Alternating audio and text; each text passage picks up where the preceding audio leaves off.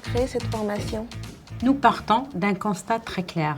Les grands défis économiques, sociaux, écologiques et géopolitiques exigent des approches interdisciplinaires et internationales.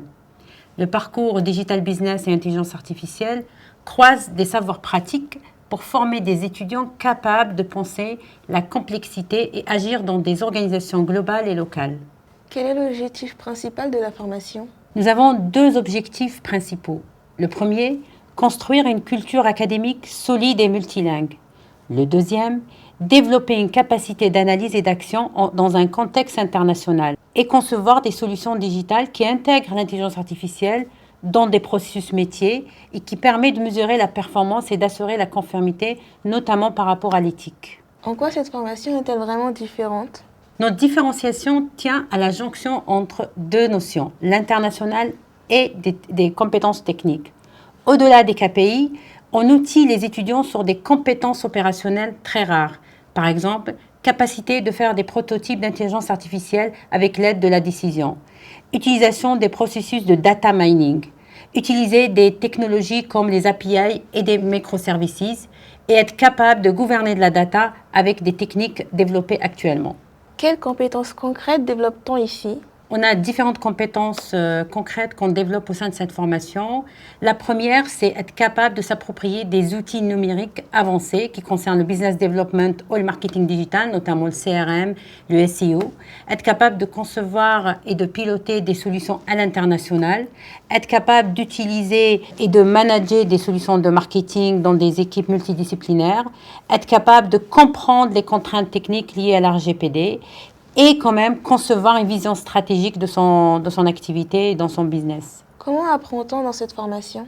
On utilise différentes façons pour faire atterrir l'apprentissage avec les étudiants, notamment des projets, des études de cas internationaux, des stages, des soutenances, des ateliers d'engineering dans le digital. Et on a différentes unités. Je pourrais en citer quelques-unes. Par exemple, Digital Transformation Process, B2B Digital Marketing, on va apprendre le CRM. Statistique et data management, on va mettre le focus sur l'intelligence artificielle. Éthique et compliance, on va apprendre la réglementation européenne ou internationale en termes de data. Qui enseigne dans cette formation?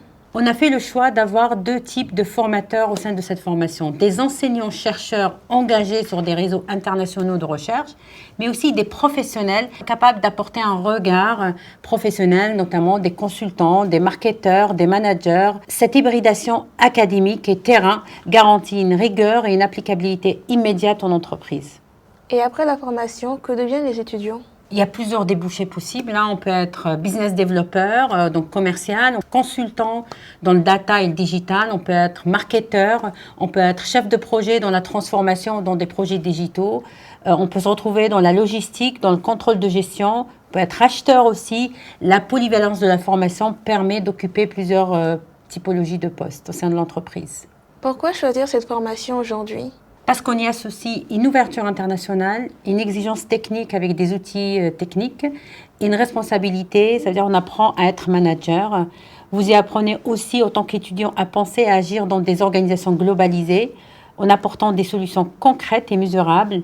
Le mot d'ordre, c'est être responsable au sein de l'entreprise. Dans cette formation, vous n'apprenez pas uniquement un métier, vous apprenez à penser, à agir dans un monde qui est globalisé.